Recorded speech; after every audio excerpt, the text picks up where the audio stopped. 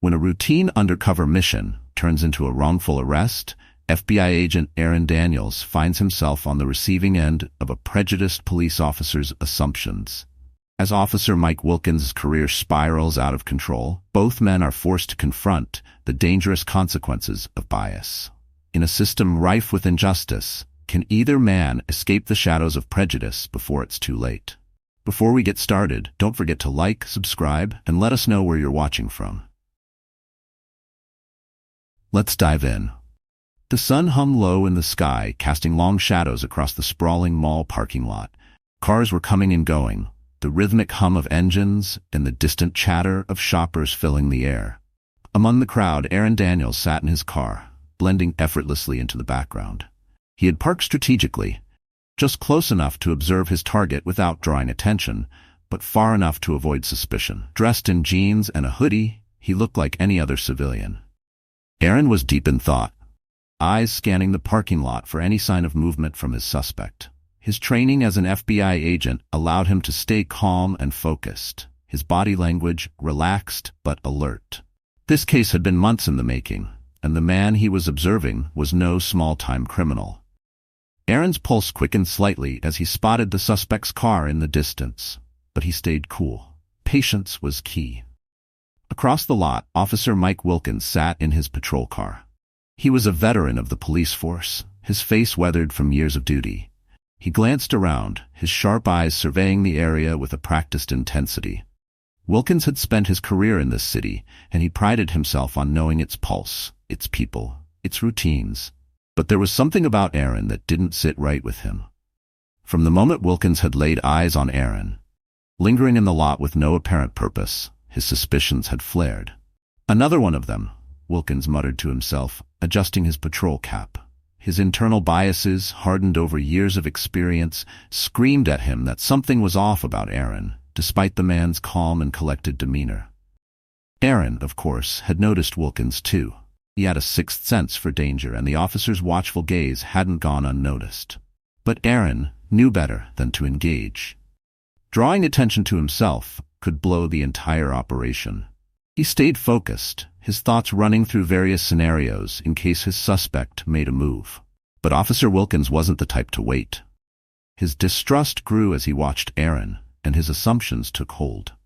He had seen too many cases, too many young men of color hanging around places they didn't belong, causing trouble.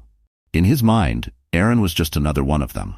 "Time to do my job," Wilkins muttered, stepping out of his patrol car. He adjusted his belt, making sure his badge was visible, and strode toward Aaron. Aaron noticed him immediately, his training kicking in. He kept his movements slow, deliberate, and non-threatening.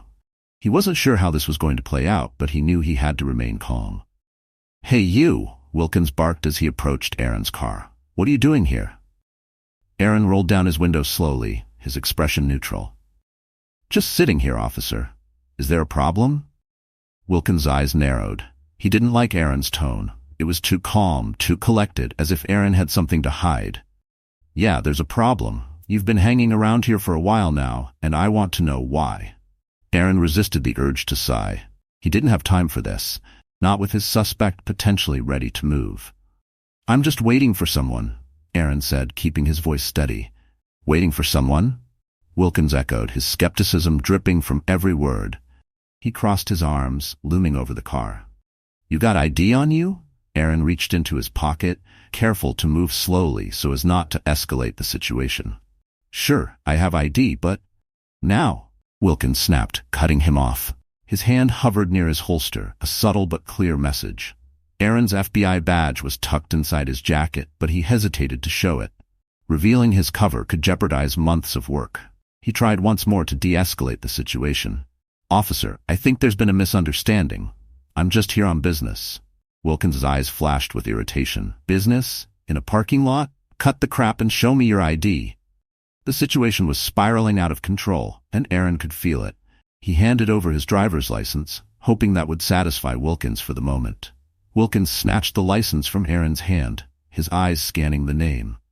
"Aaron Daniels," he muttered, looking up at Aaron with a sneer.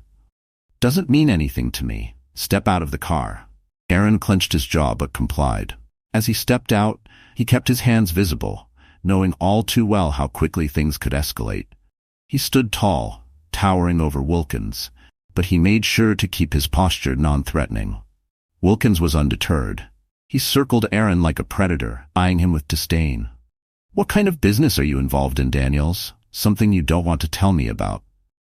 Aaron shook his head, frustration creeping into his voice. "Officer, you're making a mistake." But Wilkins wasn't listening. His own biases had taken full control. He grabbed Aaron's arm and spun him around, shoving him against the car. "Hands behind your back. You're under arrest for loitering and resisting questioning." Aaron gritted his teeth as Wilkins slapped the handcuffs on him, the cold metal being into his wrists. This was the last thing he needed. But before Aaron could protest further, his jacket shifted, and something slipped from his pocket, his FBI badge. Wilkins didn't notice it at first, too focused on asserting his authority. But as he yanked Aaron toward the patrol car, the small leather case lay on the ground, gleaming in the fading light. Aaron's heart raced, not from fear, but from the sheer irony of the situation. He was moments away from being taken into custody, all because of Wilkins' blind prejudice. He could only hope someone would notice the badge before it was too late. As Wilkins opened the door to the patrol car, the badge finally caught his eye. He paused, frowning, as he bent down to pick it up. The look on his face when he opened it was priceless, an expression of shock, disbelief, and dawning horror. "Your FBI?" Wilkins stammered, staring at the badge in his hand. Aaron said nothing, his calm gaze fixed on the officer. The tension between them was palpable, the air thick with unspoken words. Wilkins stood frozen, his mind racing. In that moment he realized the gravity of what he had just done. And yet, even as the weight of his mistake pressed down on him, a part of him refused to admit it. But there was no turning back now. The damage had been done. Officer Mike Wilkins drove in silence, his knuckles white as he gripped the steering wheel. His mind was racing, replaying the events in the parking lot over and over again. Aaron Daniels, an FBI agent. How had he not seen it? The badge felt heavy in his pocket, a reminder of the mistake that would not only haunt him, but possibly ruin him. But as much as the revelation shocked him, something deeper, more insidious, churned inside. Wilkins' world was not just one of laws and badges. It was shaped by long-held beliefs, and Aaron's badge didn't change that. It only complicated things. As the patrol car glided down the city streets, Wilkins' mind drifted to his childhood, back to a small neighborhood where he had learned to view the world in a certain way. It wasn't that anyone had outright taught him to be prejudiced. It was more subtle than that. Insidious, even. His father, a stern man who had been a cop before him, used to talk about those people with a dismissive wave of his hand. His neighbors would tell stories about crimes and disturbances, and almost always the troublemakers looked a certain way. Wilkins grew up absorbing these ideas, unaware of how they were shaping his thoughts and actions. He remembered his father taking him on a ride-along when he was young, the way his father had scowled when they passed by a group of young black men on the street corner. "They're always up to something," his father had muttered, barely loud enough for Mike to hear. At the time, he hadn't questioned it. He had idolized his father, had wanted nothing more than to follow in his footsteps. The badge meant authority, respect, and power, and he longed for all of it. But as he grew older, Wilkins had seen his father's anger harden into something else. Fear, perhaps, or resentment. He couldn't quite put his finger on it, but it had driven his father into an early grave. Stress, bitterness, and alcohol. Wilkins had vowed not to end up the same way, but he had never questioned the lens through which he viewed the world. Not until now. Now, with Aaron Daniels sitting in the backseat of his car, everything felt different. The silence between them was suffocating, filled with tension. Aaron had been calm throughout the entire ordeal, never raising his voice, never showing anger. Wilkins didn't know how to handle that kind of composure, especially when the situation should have been in his control. That badge, that damn badge, had flipped everything upside down. As they arrived at the station, Wilkins' gut churned. He knew what was coming. The moment they walked through those doors, everything would unravel. Inside the station, the atmosphere was its usual chaotic self. Officers moving in and out, dispatchers calling out to one another, suspects being processed. But the moment Aaron stepped through the door, still in cuffs, the mood shifted. Heads turned and eyes widened. Detective Carson, a seasoned officer with salt and pepper hair and a reputation for having his finger on the pulse of every major investigation, was the first to approach. He took one look at Aaron and then at Wilkins, and the look on his face said it all. "Wilkins, what the hell are you doing?" Carson's voice was low but sharp. "That's Daniels from the Bureau." Wilkins felt the ground slip from beneath his feet. He didn't even have a chance to respond before Carson reached out, pulling the cuffs off Aaron with an apologetic look. "I'm sorry about this, Daniels. Looks like we've had a misunderstanding." Carson's voice was smooth, but there was an edge to it. He glanced at Wilkins with a mixture of confusion and disappointment. Aaron massaged his wrists, his expression unreadable. He nodded to Carson, but his eyes never left Wilkins. "No harm done," Aaron said calmly, though the tension in his voice suggested otherwise. "But I'll need to file a report." Those words hung in the air, heavy and undeniable. Wilkins felt his stomach drop. A report meant an official investigation, scrutiny, and possibly the end of his career. Carson glanced back at Wilkins. "Mike, a word in my office." "Now." Aaron watched as Wilkins was led away, the door to Carson's office closing behind them. Aaron's face remained impassive, but inside, he was seething. This wasn't the first time something like this had happened to him. His whole life had been a series of encounters with people like Wilkins, people who saw him first as a black man, not as a federal agent or a human being. But this time felt different. This time it wasn't just about him. It was about the system that allowed people like Wilkins to act with impunity, without consequence. And Aaron was tired of it. In Carson's office, Wilkins felt like a child being scolded by a parent. The detective didn't raise his voice, but the disappointment was clear. "What the hell were you thinking, Mike?" Carson asked, leaning against his desk. "Daniels is one of the good ones. He's been working with us for months on this case, and you go and arrest him?" Wilkins wanted to defend himself, to say that he didn't know who Aaron was, that he had been just doing his job. But the words wouldn't come. Deep down, he knew that this wasn't just about the badge. He had let his prejudice cloud his judgment. He had seen Aaron and made assumptions, just like his father had taught him to do all those years ago. "I didn't know," Wilkins finally muttered, but the words felt hollow even as they left his mouth. "You didn't know?" Carson shot back, his voice sharp. "You didn't even check. This isn't the first time something like this has happened, Mike, and it's not going to fly anymore. Daniels is filing a report, and you're going to be under investigation. Internal Affairs will be all over this." Wilkins' chest tightened. His career, the thing he had worked for all his life, was hanging by a thread. All because of a moment of weakness, a lapse in judgment fueled by the same biases he had carried with him for years. Carson stood up, his face softening just a little. "Look, Mike, I've known you for a long time. I know you're not a bad cop, but this is bad, and it's not going to go away unless you face it head on." Wilkins didn't say anything. He couldn't. The weight of his mistake pressed down on him like a stone. Back at his desk, Aaron sat quietly, not filling out the paperwork for his report. His hands moved automatically, the words spilling onto the page, but his mind was elsewhere. He thought about the countless others who had been in his position, but hadn't had the power of a badge to shield them. People who were arrested, harassed, and sometimes worse, simply because they were in the wrong place at the wrong time, or because someone like Wilkins had decided they didn't belong. For Aaron, this wasn't just about holding Wilkins accountable. It was about something bigger. He had spent his career trying to uphold justice, but justice wasn't just about catching criminals. It was about dismantling the systems that allowed prejudice and bias to fester unchecked. As Aaron handed his report to the desk sergeant, he felt a strange mix of emotions: frustration, sadness, but also a sense of resolve. This was just one step, one small victory in a much larger fight. But it was a fight Aaron was ready for.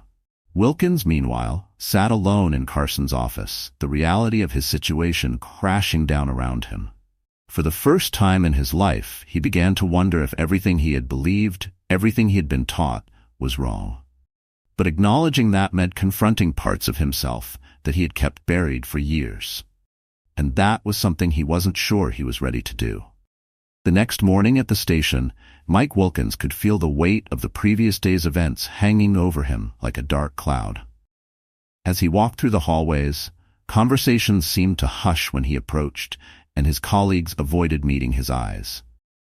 There was a time when his presence commanded respect, when his years of service earned him the trust of his peers. But now everything felt different. He couldn't shake the feeling that everyone was watching him, judging him for his colossal mistake. By the time he reached his desk, the news had already spread. He could hear whispers behind him, could feel the eyes of fellow officers burning into his back. He sat down, his hands shaking slightly as he logged into his computer. The station felt different today. The once familiar buzz of police work, the ringing phones, the chatter of officers, the clacking of keyboards, was now a reminder of the world he might soon lose. Officer Jensen, one of Wilkins' longtime colleagues, walked past his desk without the usual nod or greeting. That stung more than Wilkins had expected. He had known Jensen for over a decade, had shared stories of cases, swapped jokes during long night shifts, but today there was only a cold silence between them. Jensen's sideways glance seemed to carry a question. How could you mess up so badly? Wilkins' mind was a swirling storm of emotions. Anger, frustration, and deep-seated shame. He hadn't just misjudged Aaron Daniels. He had dragged the entire department into a mess. And now, Aaron's official report sat at the center of an internal investigation that could end Wilkins' career. Meanwhile, in a different part of town, Aaron Daniels stood in front of a mirror, adjusting his tie. The mirror reflected a calm, composed man, but the storm of thoughts inside him was hard to quiet. The sting of yesterday's encounter with Wilkins lingered, but it wasn't just about the handcuffs or the unjustified arrest. It was about everything that led to that moment. Racial profiling, systemic bias, the countless times he had seen friends, family, and even strangers treated unfairly because of the color of their skin. Aaron had worked hard to rise above that, but moments like yesterday reminded him that, no matter his position or title, the world still saw him in a certain way first. As he smoothed down his jacket, he thought back to his early days in the FBI. He had been one of the youngest recruits in his class, and being one of the few black agents in his division had only added to the pressure. But Aaron had thrived in that pressure. His dedication to justice, to proving himself in a system that wasn't built for people like him, had driven him to success. Yet even now, after years of service and countless successful operations, the weight of racial prejudice still hung over him like a shadow.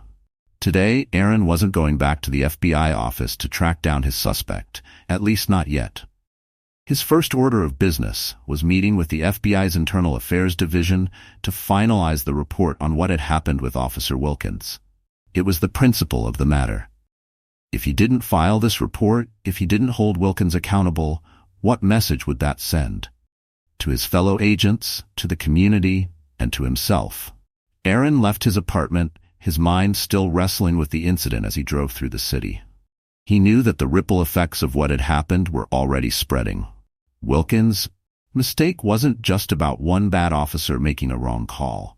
It was about an entire system that allowed people like Wilkins to act on their biases without consequence. And Aaron knew that his report might just be the first step in holding that system accountable.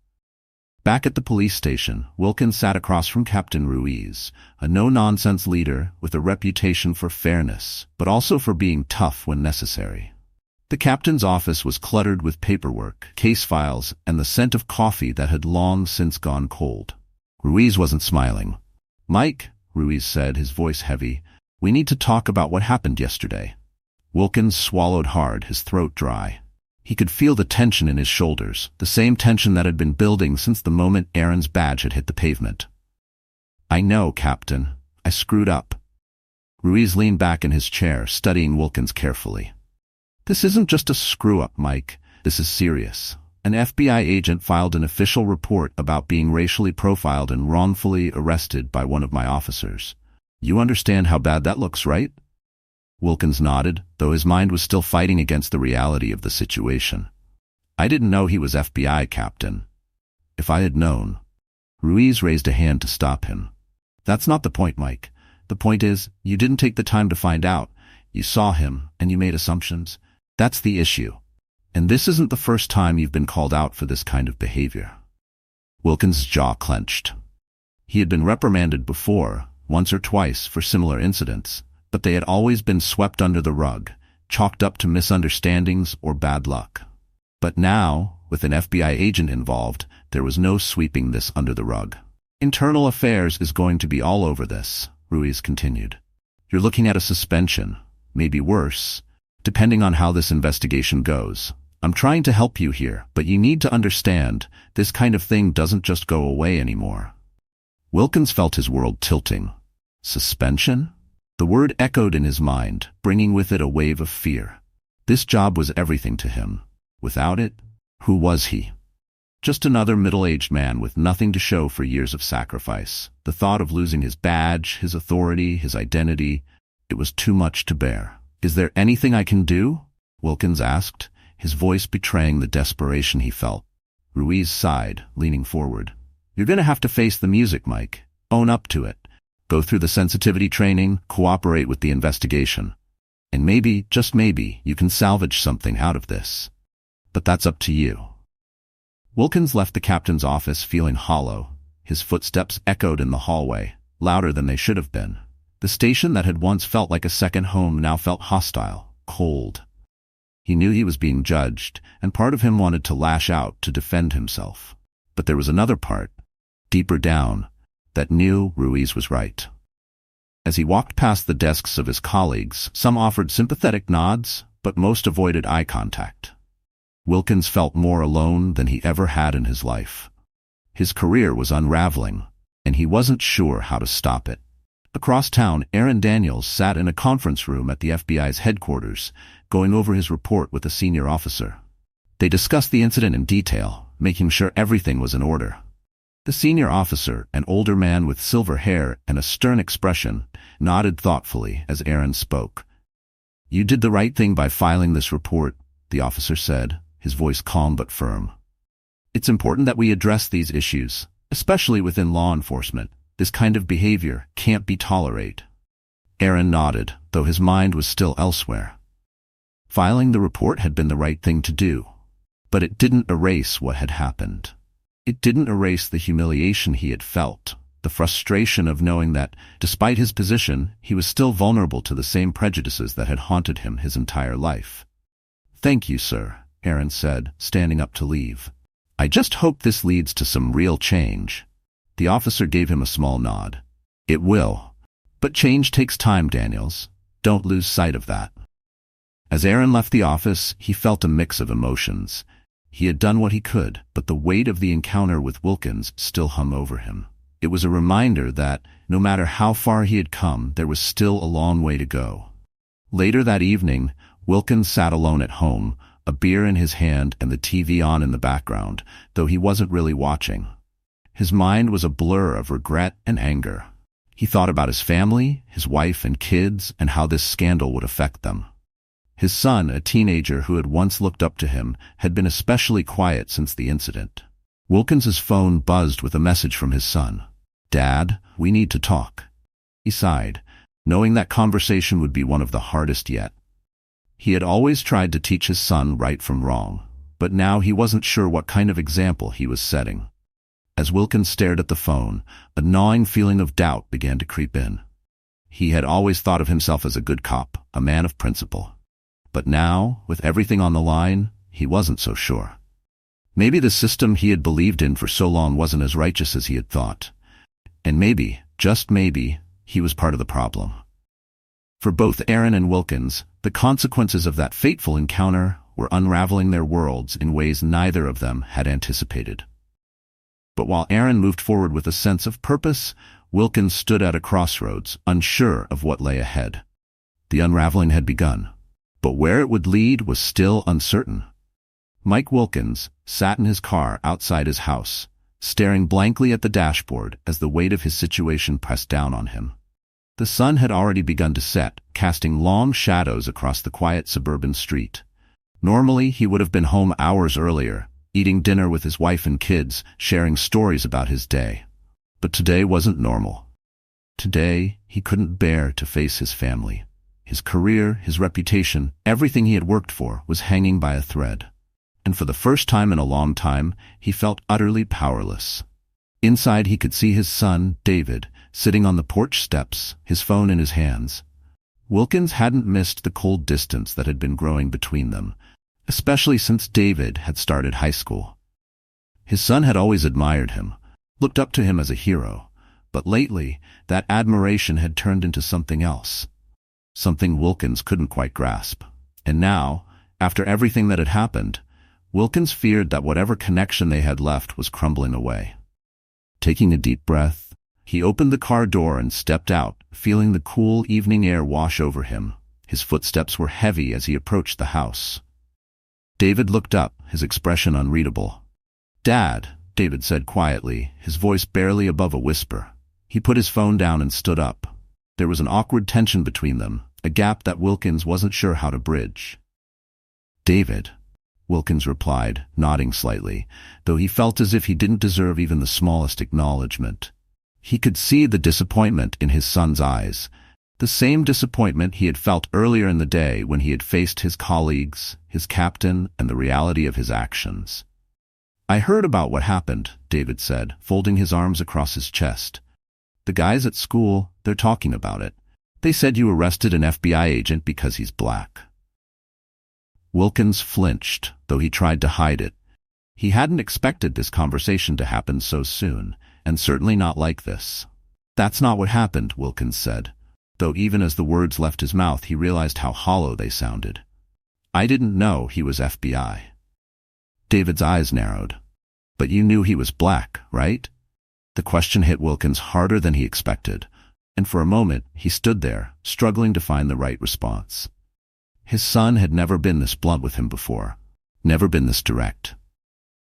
But Wilkins knew he couldn't dodge the question. "Not now. I made a mistake," Wilkins finally said, his voice low. "I let my assumptions get the better of me, and I didn't handle things the way I should have." David shook his head, frustration simmering just beneath the surface. "You always talk about how being a cop is about doing the right thing, about protecting people. But how can you say that when you're part of the problem?" The words stung, not because they were harsh, but because deep down, Wilkins knew they were true. He had spent his career telling himself he was one of the good guys, that he was doing his job to keep people safe. But in moments like yesterday, when his biases had driven his actions, he wasn't any different from the people he was supposed to be protecting the public from. "David?" Wilkins started, but his son cut him off. "Look, Dad, I just don't get it. Why does it always have to be like this? Why do people like you, cops, always assume the worst when it comes to black people?" David's voice cracked with emotion, a mixture of anger and sadness that caught Wilkins off guard. Wilkins stood there, at a loss for words. He had never truly considered how his actions, or the actions of other officers like him, might be perceived by younger generations. His son had grown up in a different world, a world where the next generation was far more aware of issues like racial profiling, police brutality, and the systemic inequalities that had been ignored for so long. And now, Wilkins was being forced to confront not only his own prejudices, but the impact they had on his family as well. David didn't wait for a response. He turned and walked back into the house, leaving Wilkins standing on the porch, alone in the gathering darkness. Inside, Wilkins' wife, Rachel, was sitting at the kitchen table. She glanced up as he walked in, her eyes filled with concern. She had been his rock for years, standing by him through every difficult case, every late night, every struggle. But tonight, Wilkins could sense the distance between them, too. She knew what had happened. She had heard the whispers, seen the news. "How was it?" Rachel asked gently, though Wilkins could hear the tension in her voice. Wilkins sat down across from her, rubbing his temples. "It's bad, Rachel, real bad." Rachel reached out and took his hand. "What's going to happen?" "I don't know," Wilkins said, his voice heavy with uncertainty. "There's going to be an investigation, and I'm probably looking at a suspension, maybe worse." Rachel squeezed his hand, offering him silent support, but her eyes were filled with worry. "We'll get through this, Mike. Whatever happens, we'll get through it." Wilkins wished he could believe that. But deep down, he knew that things had already changed. This wasn't just about losing his job or facing disciplinary action. This was about something far deeper. He had always seen himself as a man of integrity, a man who did the right thing. But now, that image was shattered. And the worst part was, he wasn't sure if he could ever put the pieces back together. Across town, Aaron Daniels sat at a cafe, meeting with a civil rights attorney named Marcus Weaver. The two men sat across from each other, sipping coffee as they discussed the events of the previous day. "You did the right thing by filing the report," Marcus said, his voice calm but firm. He was a tall man with sharp features and a reputation for taking on cases involving police misconduct. "But we both know this is just the beginning." Aaron nodded. "I'm not doing this for me, Marcus. I'm doing this because it's bigger than just one bad cop. It's about the system. If we don't start holding people accountable, this is just going to keep happening." Marcus leaned back in his chair, studying Aaron carefully. "And you're ready for what comes next? Because once this gets out, you're going to be in the spotlight. The media, the public, they're going to want to hear your story." Aaron took a deep breath, feeling the weight of Marcus's words. He had always been a private person, focusing on his work as an FBI agent and avoiding the limelight. But this was different. This was about standing up for something bigger than himself. "I'm ready," Aaron said, his voice steady. "Whatever it takes." The conversation continued, the two men discussing the legal steps ahead and the potential fallout. Aaron knew that filing a lawsuit wasn't about personal gain. It was about drawing attention to the systemic problems that led to incidents like the one he had experienced. He wanted to send a message, not just to the police department, but to law enforcement as a whole. This couldn't keep happening. Meanwhile, back at the police station, the atmosphere around Wilkins continued to shift. Officers who had once been friendly were now distant, their conversations quieting when he walked by.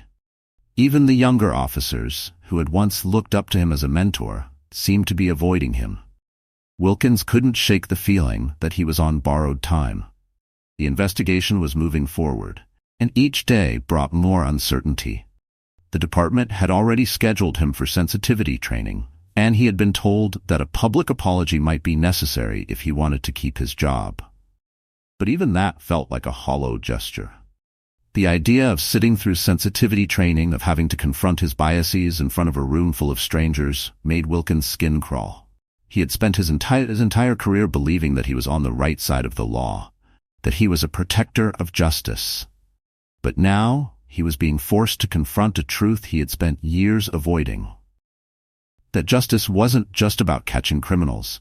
It was about ensuring that everyone, regardless of race or background, was treated with fairness and respect. As the days passed, Wilkins found himself grappling with questions he had never asked before. What if David was right? What if his son's generation saw something that his own had missed? What if the world was changing, and he had been too blind, or too stubborn, to see it? One evening, Wilkins sat alone in his living room, flipping through old family photo albums. He came across a picture of himself as a young officer, standing proudly in his uniform with his father by his side. His father had been his hero, the man who had taught him everything he knew about being a cop. But as Wilkins stared at the photo, he couldn't help but wonder, had his father's lessons, those deeply ingrained beliefs, been part of the problem all along? For the first time in his life, Wilkins felt the full weight of his actions, not just in the past few days, but throughout his entire career. And for the first time, he wasn't sure if he could live with what he had become. Across town, Aaron Daniels continued his work, both as an FBI agent and as an advocate for change. His investigation into the criminal case he had been working on remained a priority, but now his mission had expanded. He was meeting with community leaders, civil rights groups, and law enforcement reform advocates. His message was clear. Systemic change was needed, and it was needed now. The consequences of karma were playing out, not just for Wilkins but for Aaron too. Both men were being forced to confront their pasts, their beliefs, and their roles in a world where prejudice and bias continued to shape lives. But while Aaron was moving forward with purpose, Wilkins was still standing at a crossroads, unsure of which path to take. As the final days of the investigation approached, both men knew that their lives would never be the same again. The morning air was thick with anticipation as Mike Wilkins drove to the police station, his stomach churning with nerves. Today was the day. The disciplinary hearing he had been dreading for weeks was finally here. This was his last chance to make things right, or at least salvage what was left of his career. As he parked the car and sat in silence for a moment, he reflected on everything that had brought him to this point. The last few weeks had been the most difficult of his life. His relationships with his colleagues, his friends, and even his family had grown strained under the weight of his mistake. He had been through sensitivity training, forced to confront the deep-seated biases that had driven his actions for so many years. Each session was like peeling back layers of himself, exposing parts he didn't want to acknowledge. But it had been necessary. The shame, the anger, he had to face all of it if there was any hope of moving forward. As he stepped out of the car and made his way toward the station, Wilkins thought about his son, David. Their relationship had shifted in the weeks since their difficult conversation. David had always been his biggest supporter, the kid who believed his father was a hero. But now, that pedestal had crumbled. The disappointment in David's eyes had been the hardest thing for Wilkins to bear, and every day since, he had been trying to rebuild the trust that had been shattered. Entering the station, Wilkins was met with stares from some of his colleagues.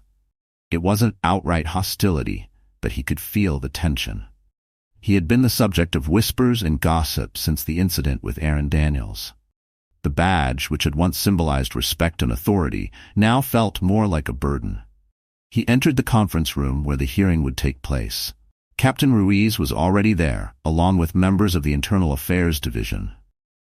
Wilkins felt a wave of unease wash over him as he took his seat.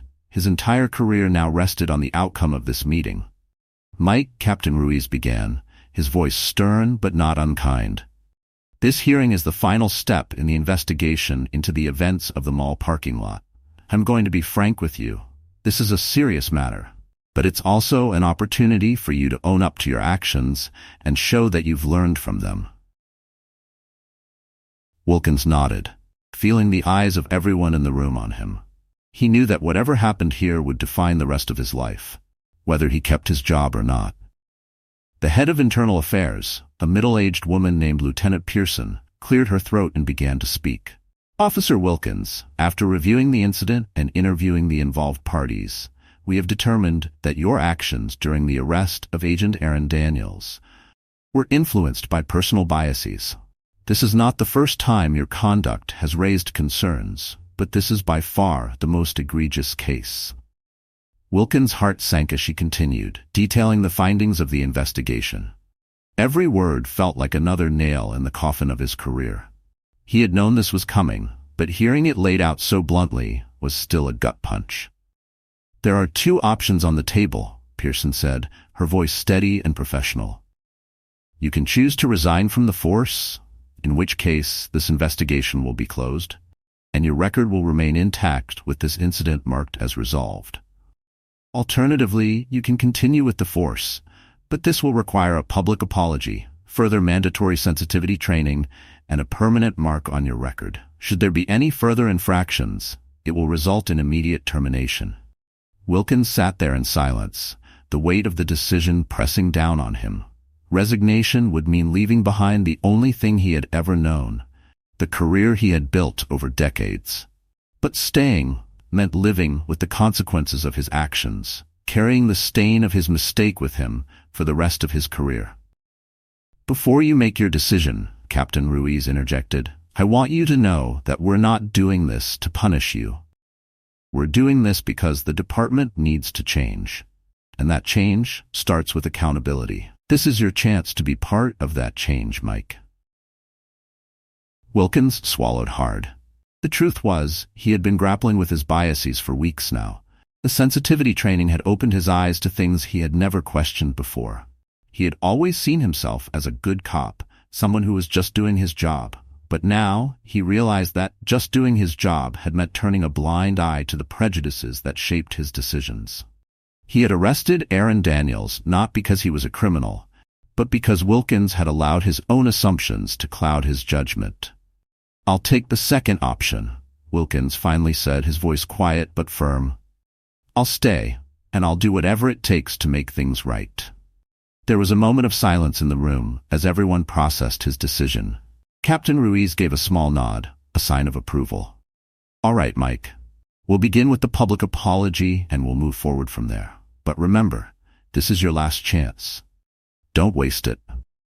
Wilkins left the room feeling both relieved and burdened.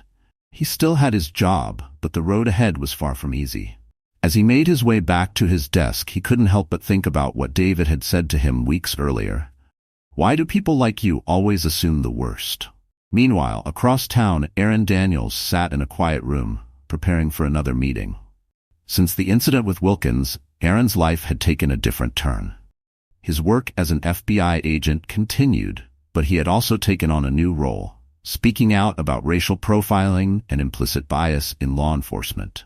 He had started giving talks to police departments, sharing his experience and advocating for reforms within the system. Today, Aaron was scheduled to meet with a group of officers from the local precinct. It wasn't an easy task. Talking to cops about their own biases often met with defensiveness or denial.